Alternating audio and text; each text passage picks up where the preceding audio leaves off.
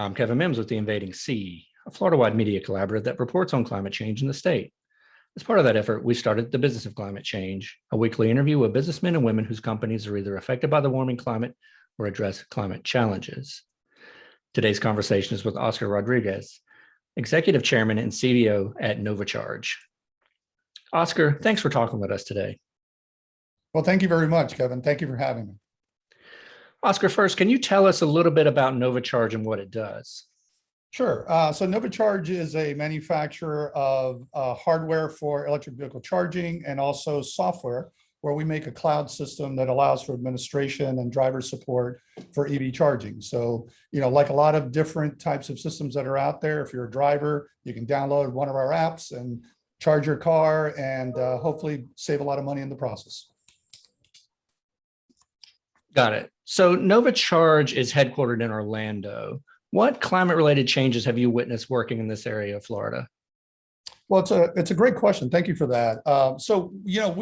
We are headquartered in Orlando. We actually moved the company to Orlando, Florida, very early on, mostly because of the leadership that the city of Orlando and the mayor had shown, in the early days. And we're talking about back in 2010, 2012, where the city was one of the first ones in the Southeast to deploy large numbers of electric vehicle charging. So we worked with the city to bring a Department of Energy initiative called Electrify America here. And in doing that, we were able to secure some funds, work collaboratively with the city and also with Orlando Utilities Commission, the local utility here in Orlando. And that gave us a really great view of the leadership and the orientation towards doing something about climate change that the city of Orlando has had. With the Greenworks team in Orlando, led up by a fellow named Chris Castro, which a lot of people know, they've shown enough leadership for us that we said, you know what, we think that being a Florida-based company and being located in Orlando is a good place to be. So here we are. Oscar, what are the climate impacts of electric vehicles and EV charging? Oh my goodness. I don't know if I'm an expert to be able to detail every little bit of that, but I can tell you that the movement away from fossil fuels really has a significant impact. It also has an impact not just on the planet and on the savings of the planet, but also in the pocketbooks of folks, right, who are driving electric vehicles. And I can tell you that I myself went from driving a gasoline-based sedan that cost me about $250 a month in gasoline based on the mileage that I drive, to an all-electric vehicle that costs me about $30 a month in electricity. That's a pretty big savings for anybody with extra disposable income that you could do, whatever you want with it, do better for your family, have a better entertainment with all the great venues that we have in Florida, a lot of things that you could do. Oscar, how has EV charging changed in the past 5 years? And what do you predict for the next 5 years? Okay. Well, EV charging really has changed quite a bit in that we've gone from charging low-speed cars, where the initial cars were based on the standard connector, which is J1772, into a DC fast charger world where a lot more DC fast charging is going on. We have now a wide variety of brands that are bringing EVs to the table. That then has catapulted EV charging from being simple trickle charging overnight or maybe at home in a residential environment into real public charging where fast charging can really happen. And so, we as a company do a lot of public charging. We're installing currently some rest stops at the Florida Turnpike. And that's very fast charging with lots of cars charging at the same time, in the same way that you would expect people to be fueling on their way to north and south, et cetera, throughout Florida.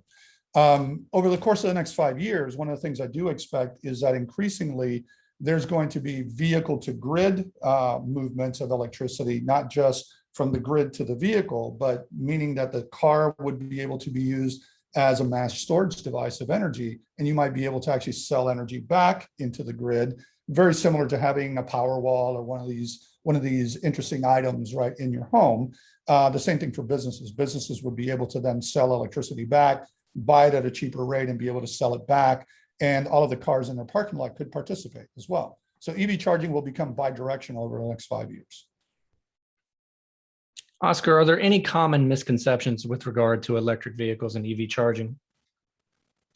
Well, I think one of the common misconceptions is that folks are not quite sure when they can charge, how they can charge. There's a lot of issues around range anxiety. And what we're doing really and effectively with the infrastructure bills that are coming is we're getting the ability to lay infrastructure in a lot of different places. You have to kind of consider EV charging where it is today, similar to gas pumps in 1910, right? In 1910, if you wanted to go across the country, you'd better carry your own can of gas, right? And be able to find places to be able to replenish. EV charging is moving away from that, ability to only find a few places to find many more places. And the business models that are around the software for EV charging are really driving that.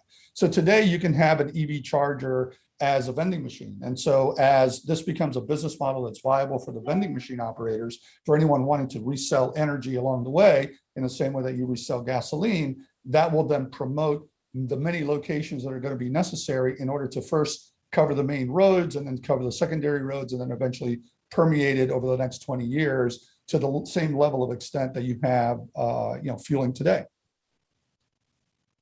Got it. So, Oscar, how can local and state governments help make electric vehicles and EV charging accessible to more people? Well, I think if you look at some of the initiatives, I'm going to once again use the city of Orlando as an example. They just passed what was called the EV Readiness Program. And the EV Readiness Program is actually a code that requires specific building types to any new building type of that nature. And I'll let everyone look up that code. I won't go into a lot of details on that here, but it requires things to be pre-built. And so the largest cost the most difficult part of installing EV chargers is making sure that the infrastructure is in place, because it's not just about the appliance itself. It's also making sure that the breaker panels and all of the infrastructure is able to support it, including the available power. If you can make that power available at the time that the building is built and make sure that the panels have enough space and there's conduit already run, then it makes it a lot easier for anyone to later come in once they own the building, or maybe part of a residential building for a resident to be able to come in and say, I'd like an EV charger. And it's less costly and much more straightforward in order to put an EV charger in place. Oscar, thank you for your time. We appreciate it. My pleasure. Thank you very much, Kevin.